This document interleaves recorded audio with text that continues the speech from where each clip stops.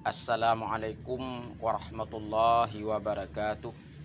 Alhamdulillahilladzi ja'ala lana ilaihi tariqan wa sabila wa aqama lana ala ma'rifatihi burhana wadiha wa dalila.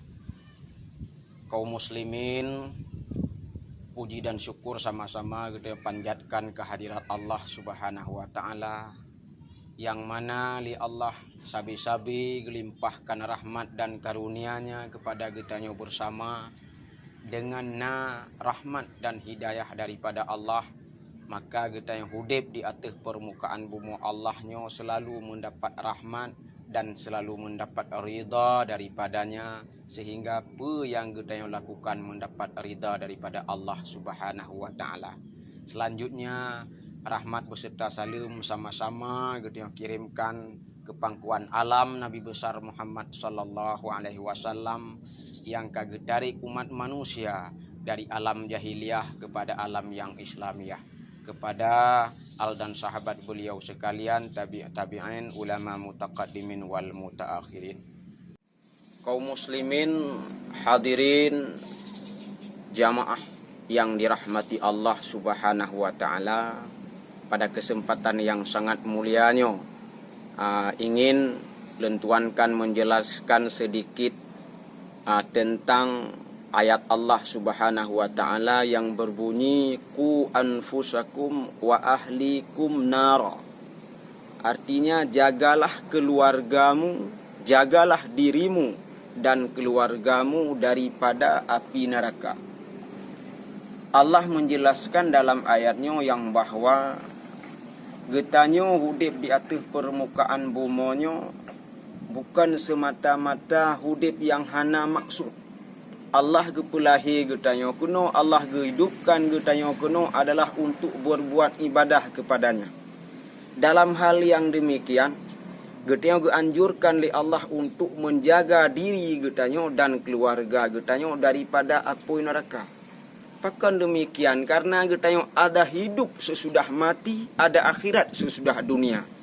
Artinya hidup sehingga getanya harus dipertanggungjawabkan amalan yang getanya laksanakan di atas permukaan bumi Allah. Maka jagalah getanya diri getanya masing-masing, juga terjaga keluarga getanya daripada api neraka. Artinya uronyo getanya na amanah anu, na amanah orang inang, na amanah harta keluarga getanya sama-sama getanya terjaga daripada api neraka. Apalagi saudara getanya orangnya mengingat kehidupan getanya di akhir zamannya yang serba canggih, getanya kadang-kadang lale diri dro, lale terjaga dro, dan lale terjaga anak-anak getanya, keluarga getanya, urinang getanya, hana tahiro, hana tapako dalam jalan agama. Orangnya anak-anak getanya bahkan yang manteng ubud ule yang hana ditipu sapu, yang manteng pikiran sebenarnya harus tajuk le getanya ilmu agama, tapi lalai hana tahiro ke awal tajuk hapi kadale dengan permainan yang hana manfaat, dale dengan chip dan sebagainya. Nyo arti getanya tak sia-siakan. Nyo arti getanya sama dengan tajuk anak getanya kepada jalan yang hana gerida oleh Allah. Arti takkan ba anak nyo neraka. Orangnya kehidupan getanya yang serba getanya orangnya ke anak kata belah HP dan lain sebagainya, kak chip dan sebagainya, juga YouTube orangnya.